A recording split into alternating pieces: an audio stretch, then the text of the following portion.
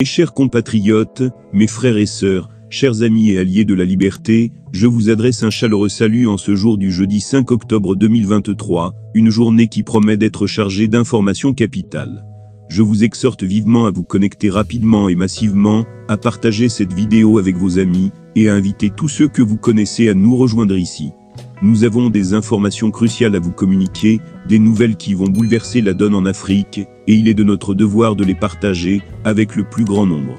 Pour ceux d'entre vous qui ne me connaissent pas encore, je suis votre humble serviteur, et vous êtes actuellement sur la chaîne Kriyapi TV, nous, une chaîne panafricaine dédiée à la résistance et à l'information. Notre mission est de vous tenir informés de l'actualité politique en Côte d'Ivoire, en Afrique et même au-delà.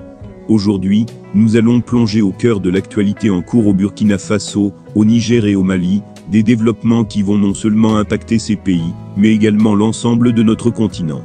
Je vous demande donc de ne pas hésiter à partager cette vidéo massivement, à cliquer sur le pouce bleu, pour montrer votre soutien, car ce que nous avons à vous révéler, revêt une importance cruciale pour l'avenir de l'Afrique. L'avancée de l'armée malienne vers les régions du nord du Mali revêt une importance stratégique majeure. Ces régions, notamment Kidal, Tessali et Aguelok, ont longtemps été des foyers de tensions et de conflits armés, avec la présence de groupes rebelles, d'éléments djihadistes et d'acteurs non étatiques.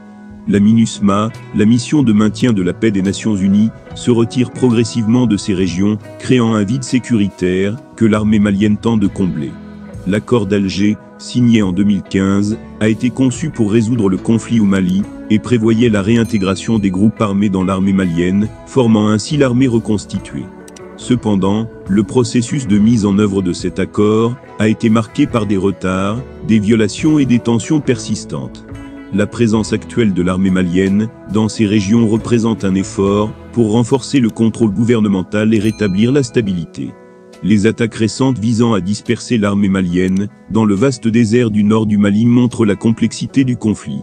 Ces attaques sont souvent le fait de groupes armés locaux et de groupes affiliés à Al-Qaïda et à l'État islamique. Ils cherchent à empêcher l'armée malienne de se concentrer sur la reprise de ses localités stratégiques. De plus, certaines de ces attaques ont été lancées depuis le territoire mauritanien, ce qui soulève des questions sur la coopération régionale en matière de lutte contre le terrorisme. Sur le plan diplomatique, la France, qui a joué un rôle clé dans la lutte contre les groupes djihadistes au Mali, a récemment proposé une résolution au Conseil de sécurité des Nations Unies pour sanctionner le Mali. Cette démarche témoigne des tensions croissantes entre le Mali et certains acteurs internationaux, notamment la France, qui exerce une influence significative dans la région. Il est important de noter que la situation au Mali s'inscrit dans un contexte plus large de rivalité géopolitique en Afrique de l'Ouest, avec des acteurs tels que la France, les États-Unis, la Russie, la Chine et les Émirats arabes unis, qui cherchent à défendre leurs intérêts stratégiques dans la région.